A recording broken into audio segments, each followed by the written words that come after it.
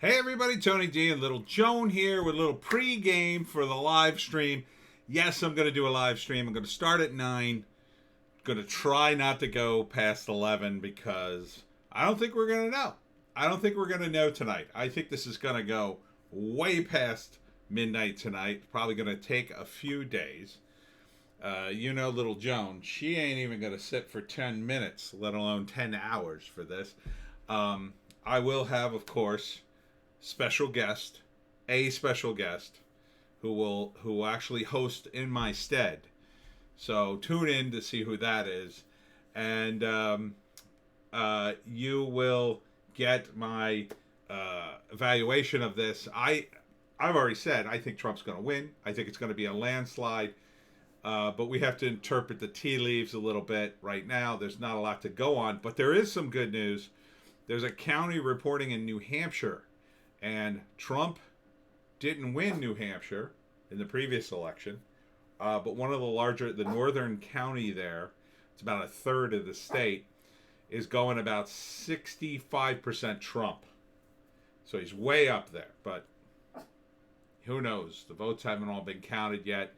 It could change, but we don't know. So, understand I'm mainly here to talk a lot of Trump supporters down because I know you want this to be over and it's going to be good. I think it's really going to be good. And I know we're all very worried about the cheating. There's a lot of stuff going on. There's a lot of talk of what's going on in Pennsylvania and a few other locations.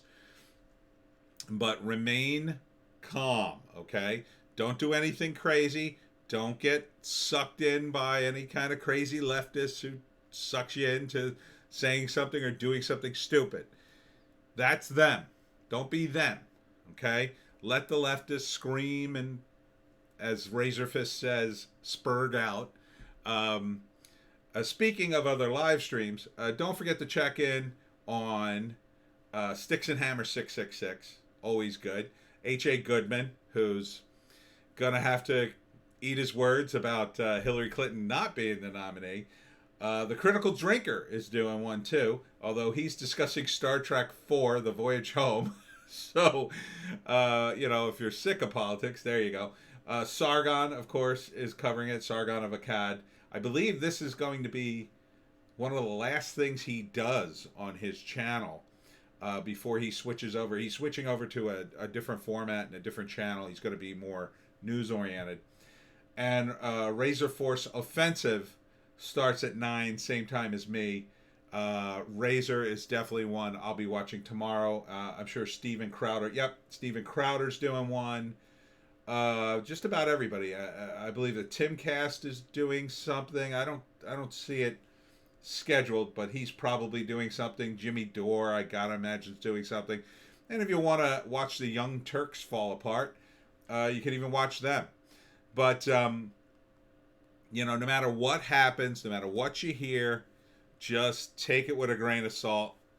And I'm serious. Let a few days go by, because this is going to be a roller coaster. It's going to be up and down. You're going to hear things like, oh my God, he lost.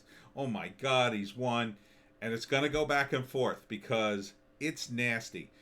Biden's campaign, not Biden, but Biden's campaign is not going to give this up without a serious fight. If they have any chance of winning through the courts or through cheating or whatever, they're going to try it.